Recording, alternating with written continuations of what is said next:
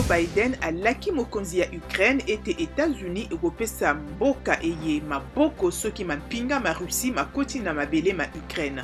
Mokonzi ya États-Unis abengaki na singa mokokani wa ye wa Ukraine Volodymyr Zelensky. Joe Biden alaki lisusu kotia mpona mbala ya yambo zuzi ya moyindo mpe ya mwasi na Cour suprême ya justice. Ezali nsima na bokei retraite ya moko na bazuzi libwa na nkombo ya Stephen Breyer. Motango ya bawe na likama ya mpela to tempête tropicale Ana mokomi koleka ntuku sambo na sambo. Mpela Ana esali mbeba makasi na bikolo mingi bya Afrika ya nse epai elekaki lokola na Madagascar, Mozambique mpe Malawi.